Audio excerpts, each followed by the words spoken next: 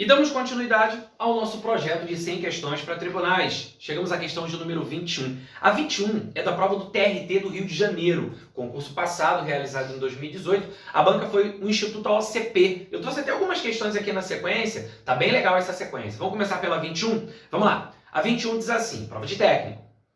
De acordo com a Lei 8.112 de 90, que dispõe sobre o regime jurídico dos servidores públicos federais, já viu que vai fazer prova para Tribunal Federal é para devorar a Lei 8.112, já viu, né? Pois bem, analise as assertivas e assinale a alternativa que aponta as corretas. Primeiro, considera-se inassiduidade habitual a falta ao serviço sem causa justificada por 60 dias, interpoladamente durante o período de 12 meses. Na 2, o prazo para a conclusão da sindicância não excederá 30 dias, podendo ser prorrogado por igual período a critério da autoridade superior. Terceiro, no tocante à advertência, a respectiva ação disciplinar prescreve em 2 anos, da data em que o fato se tornou conhecido. Número 4, a responsabilidade administrativa do servidor será afastada, no caso de absolvição criminal por falta de provas. Ele diz aqui, letra A, apenas a 1 e a 2 estão corretas. Letra B, 2 e 4. Letra C, 1, 2 e 3. Letra D, 1, 3 e 4. Letra E, 2, 3 e 4. É uma questão pegajosa. Se não prestar atenção, escorrega. Não pode acontecer isso não, hein? Prova, cada ponto é importante. E aí, qual alternativa você marcaria? Você acertou a questão de número 21, se marcou que a 1 e a 2 estão corretas. Portanto, o gabarito é a letra A 3 e a 4 estão erradas. Vamos analisá-las? Vamos começar pela primeira. Então vamos lá. Questão 21, vou colocar aqui a primeira assertiva. A primeira, ele está falando exatamente sobre a definição de inassiduidade habitual. A pergunta é, sobre penalidades disciplinares, o que a Lei 8.112 fala? Tem várias penalidades lá, advertência, suspensão, demissão, ainda a cassação de aposentadoria ou disponibilidade, a destituição de cargo em comissão ou ainda de função comissionada. Pois bem, dentre os casos de demissão, que a gente encontra lá no artigo 132, a gente encontra a inassiduidade habitual. Então, já adianto, inassiduidade habitual é uma falta muito grave. Falta essa que leva à aplicação da penalidade de demissão. Isso está previsto no artigo 132. Mas a pergunta é, o que é a inassiduidade habitual? A gente encontra a previsão sobre a inassiduidade habitual no artigo 139 da Lei 8.112. Deixa eu até colocar aqui que a questão versa sobre a Lei 8.112 de 90. E é lá no artigo 139 que a gente vai encontrar essa definição. Então, lá no 139, a gente tem a definição de inassiduidade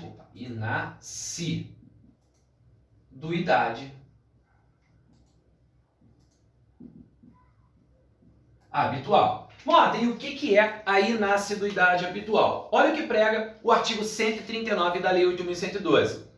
Entende-se por inassiduidade habitual a falta ao serviço sem causa justificada por 60 dias interpoladamente durante o período de 12 meses. Então veja, a inassiduidade habitual fica caracterizada quando o servidor sem causa justificada falta por 60 dias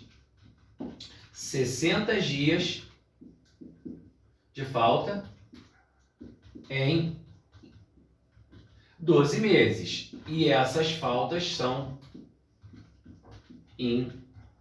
interpoladas. Então, significa o seguinte, dentro de 12 meses, a contar da primeira falta, o servidor somou 60 dias de falta, sem causa justificada. Então, nesse caso, o que tem? Por exemplo, numa semana ele faltou na segunda-feira, aí depois de 2 semanas faltou 2 dias, aí depois numa outra semana faltou mais um dia, e em 12 meses ele completa 60 faltas. Isso vai caracterizar a inassiduidade habitual. Cuidado para não confundir a inassiduidade com o abandono de cargo, porque o abandono de cargo fica caracterizado quando há ausência intencional do servidor por mais de 30 dias consecutivos. Inassiduidade não. As faltas são interpoladas. Então, ó, interpolada, inassiduidade. Percebeu, né? Interpolada, inassiduidade. Aliás, fica até uma dica aqui, ó. 60 dias de falta, ó. Aqui, olha aqui, ó. assiduidade. São quantas faltas? Ó, são quantas faltas? Ó, senta. Percebeu aqui, ó? Senta os dois S's aqui, ó. Senta e na assiduidade. E as faltas são interpoladas aqui, ó. Na assiduidade, interpolada. Pegou, né? Pegou. Então não confunda com abandono, que aí as faltas, mais de 30 dias consecutivos. É só lembrar, abandono começa com que letras? A, B. Abandono, abandono. A e B são letras consecutivas no alfabeto, não são? Então, abandono, falta consecutiva. Na assiduidade, interpoladas. Mais de 30 dias no abandono, consecutivos. Na inassiduidade, interpoladamente, 60 faltas em 12 meses. Pegou? Artigo 139 da Lei 8.112. Não tem mistério. Aqui, a primeira, então, está correta. Olha o que ele fala lá na primeira. Considera-se na assiduidade habitual a falta ao serviço sem causa justificada por 60 dias, está aqui, interpoladamente, perfeito, durante o período de 12 meses. Artigo 139, a primeira, então, está certa. Vamos à segunda. A segunda, ela está falando sobre a chamada sindicância. Ele disse o seguinte: o prazo para a conclusão da sindicância não excederá 30 dias, podendo ser prorrogado por igual período a critério da autoridade superior. Existem dois tipos de apuração de irregularidade: a sindicância e o processo administrativo disciplinar, o PAD. O PAD é muito mais aprofundado, tanto é que o prazo para a conclusão do PAD é de 60 dias, prorrogáveis por mais 60, e ainda tem 20 dias de julgamento, total 140. Então 140 dias para a conclusão do PAD. A sindicância é mais célere, ela é mais rasa, por isso o prazo é menor. O prazo é de 30 dias, prorrogáveis por mais 30. É, Mota? Sim. Abre aí o artigo 145, lá no artigo 145 da Lei 8.112, temos disposições relacionadas à sindicância. Olha o que diz a lei. A lei diz, 145, da sindicância poderá resultar. Veja, 3 coisas podem derivar da sindicância. Primeiro, o arquivamento do processo. Segundo, a aplicação da penalidade de advertência ou suspensão até 30 dias. Sim, é possível que da sindicância decorra a aplicação de uma penalidade. Que de uma sindicância você aplique punição, mas não é qualquer penalidade. É advertência ou suspensão até 30 dias. Mota, e se a penalidade for além disso? Uma suspensão por mais tempo, né? Porque a suspensão pode ir até 90 dias, né? Então, se for uma suspensão por 40, 50, 90 dias ou uma demissão, aí vai precisar do PAD. Aí ele diz lá, instauração de processo disciplinar no inciso 3º do 145. Aí vem o parágrafo único do 145 e diz: o prazo para a conclusão da sindicância não excederá 30 dias, podendo ser prorrogado por igual período a critério da autoridade superior. Então o prazo não excederá 30 dias. Então o prazo da sindicância, vou colocar aqui, o prazo não excederá 30 dias, podendo ser prorrogado por igual período. Então, aí ó, 30 mais 30 dias. Então, o prazo para a conclusão da sindicância não excederá 30 dias, podendo ser prorrogado por igual período a critério da autoridade superior. Então, a sindicância pode chegar a 60 dias, 30 dias iniciais mais os 30 dias de prorrogação. A gente tem isso lá no 145, no parágrafo único. Então, voltando lá na segunda, o prazo para a conclusão da sindicância não excederá 30 dias. Perfeito. Podendo ser prorrogado por igual período. Perfeito, ó. A critério da autoridade superior. A segunda, então, está certa. Deixa eu até sinalizar já aqui, ó. A primeira está certa, a segunda também está certa. Vamos na terceira? Vamos na terceira. Olha aí, ó. Terceira. A terceira diz assim: no tocante à advertência, a respectiva ação disciplinar prescreve em 2 anos, da data em que o fato se tornou conhecido. Aqui a gente está falando de prescrição. A prescrição está prevista lá no artigo 142. O artigo 142 fala sobre a prescrição. Mota, qual o prazo prescricional? A ação disciplinar, ela prescreve em quanto tempo?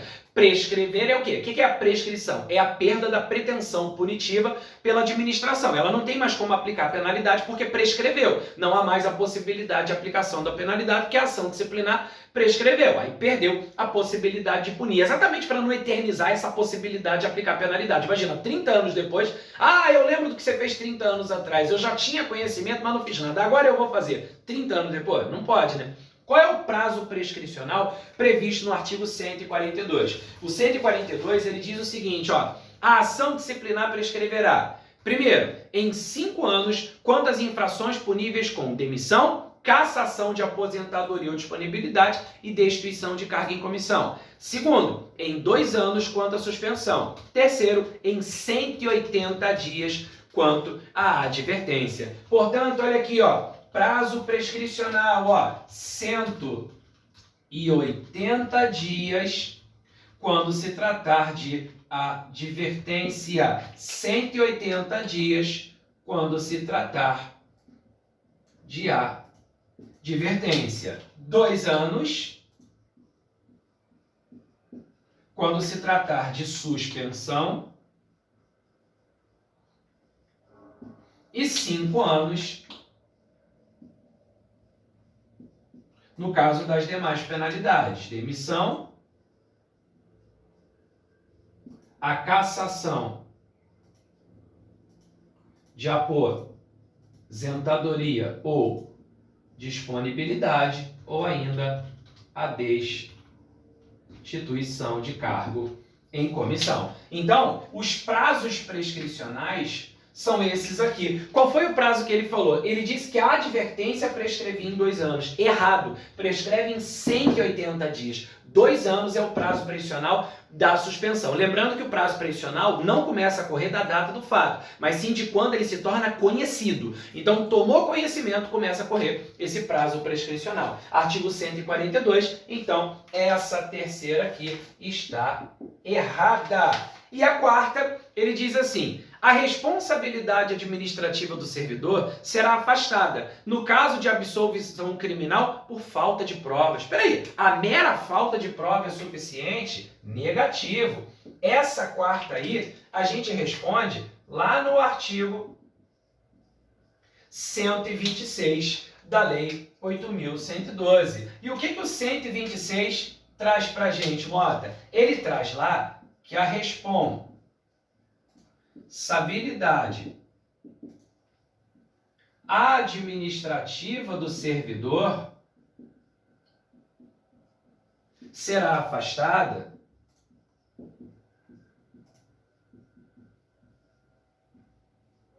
no caso de absolvição criminal por, primeiro, inexistência do fato